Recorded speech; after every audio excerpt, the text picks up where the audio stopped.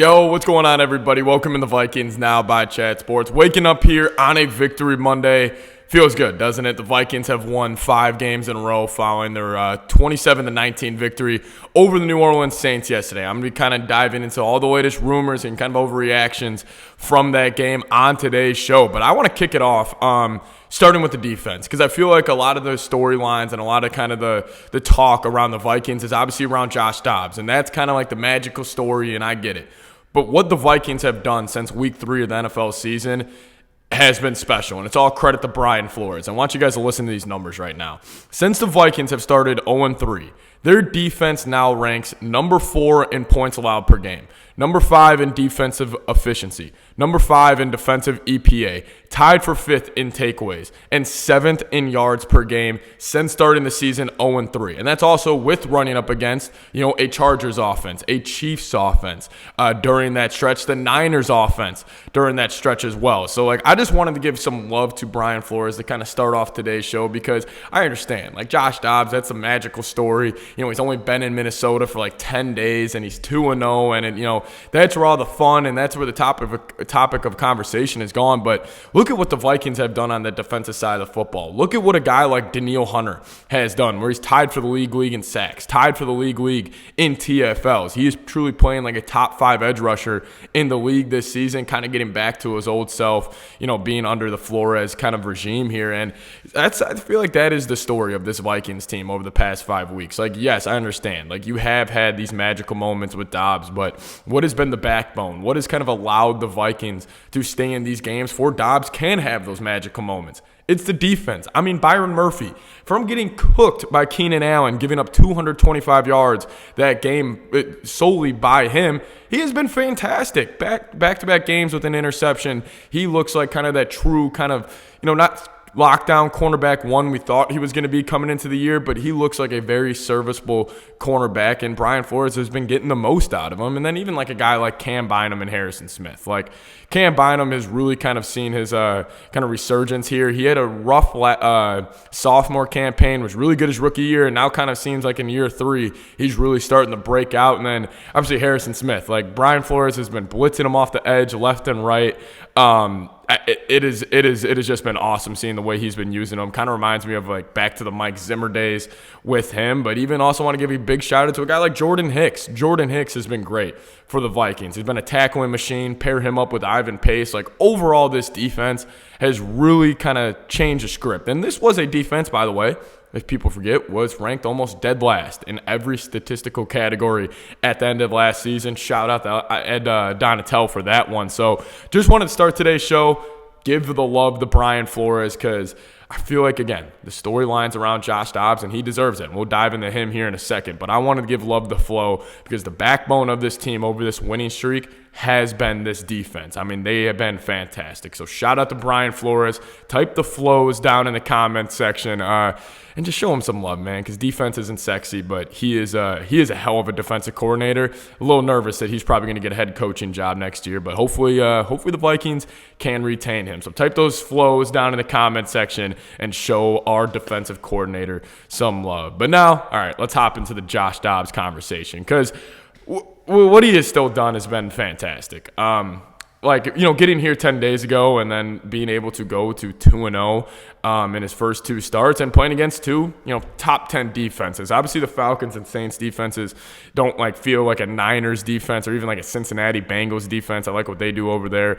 But they were ranked top 10 in almost everything, and Josh Dobbs went and put up 31 on the Falcons, then he just put up 27 on the Saints. He has led this offense, and he's looked good. And the thing I love about him and the way he's kind of playing, watching back yesterday's game, is he will have the magical moments, on that 3rd and 5 where he ran out left and he was scrambling in the pocket, somehow got a rushing touchdown on that play, and he'll have those magical plays, but he picks and chooses his spots. When he does need to just check it down to TJ Hockenson, Jordan Addison, he will be more than okay taking them. Second half, his accuracy kind of got off. He missed a couple easy 5-yard outs to Brandon Powell on a couple of them. But when he did need to make a play yesterday, especially in that first half, he put up 24 points in the first half. He made them. And, he trusted his playmakers. He trusted TJ Hockenson.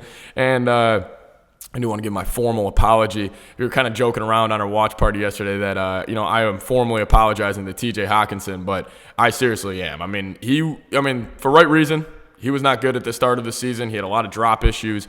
He played a part in why the Vikings were 0-3 and 1-4. But over the past couple of weeks, man, he's looked like a top 5 tight end, and he's looked worth almost every cent of that massive contract extension he got paid. 128 yards yesterday and a touchdown. He had 10 receptions, over 100 yards, and a touchdown only in the first half. Obviously, the Vikings offense kind of slowed down in the second half. But, man, TJ Hockenson, you're going to pair him up with, obviously, when 18 comes back and with Jordan Addison kind of fully getting, his feet wet in the NFL over the past 5 weeks. Like, this Vikings offense is only going to continue to get better. But I just love the way Josh Dobbs is playing right now. He's not trying to do too much, but when he does need to kind of have that Dobbs magic, it seems like he's very comfortable with picking and choosing his spots. And, Kevin O'Connell, even though he got very conservative at the end of the game yesterday, he's just been putting him in just great positions to succeed. And just overall, I just like the way this offense has been playing as of late. Obviously got conservative in the second half, but I think that was more of just kind of a game managing out of Kevin O'Connell and just trying to,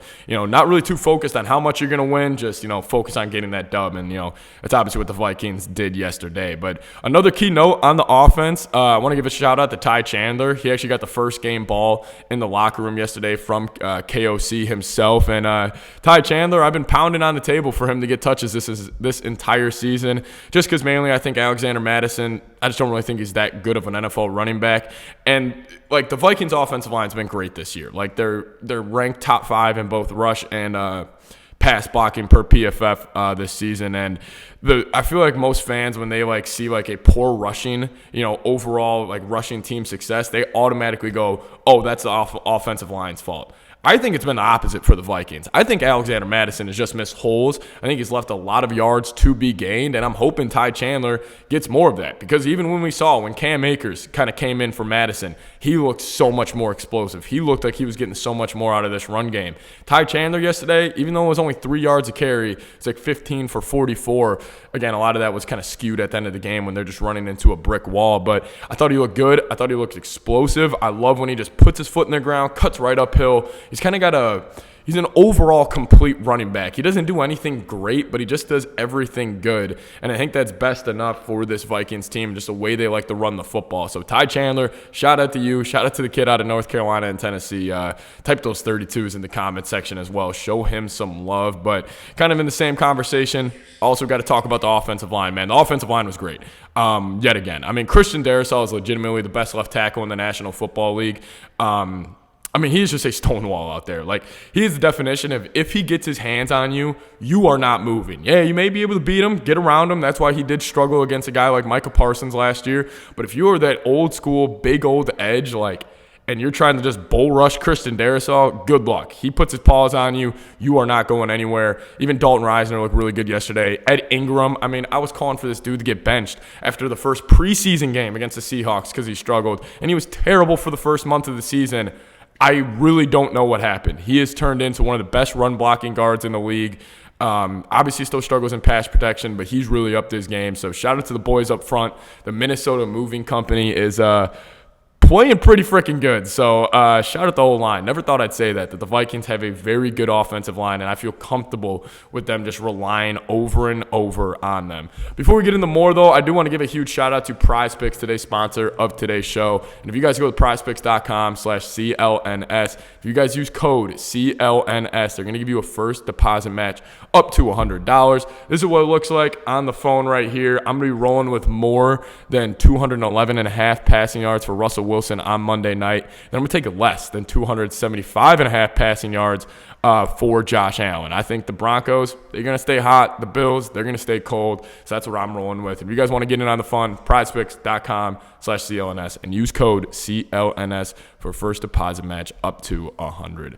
All right, let's close it out talking about the head coach here, because I think a lot of the fun after these big-time victories, and this is what I like doing, is you go on your phone, you go on Twitter, you go on YouTube, whatever it is, and I look up Kevin O'Connell's post-game speech. every single time. The way he addresses that locker room, it just fires me up. And it kind of just speaks to the culture that he has instilled in this organization. Like, I know a lot of people kind of like to rag on the Vikings a little bit, saying like, oh, all they do is win one-score games, yada, yada, yada, yada. And listen, I get it. I would like to beat every team by 30. But I think the culture that he has built in this football team is like when those games are close in the fourth, when it is a tight game and it's 3rd and 8 and you just got to make a play. Like, he has instilled this just overall confidence, just this overall belief that, like, no matter who is out there, no Jefferson, no Kirk Cousins, no Darisaw, we are still going to get it done. And these guys just believe in each other. And, like, you do have a talented roster, but it's not like it's a top 5 talented roster. Like, I think it's a good roster. I just think Kevin O'Connell and Brian Flores are getting every single thing that they can get out of it. And yesterday, I mean, just listening to him, address the locker room after the game, just saying, you guys just got to keep on believing, just keep on fighting, just keep on stacking these wins.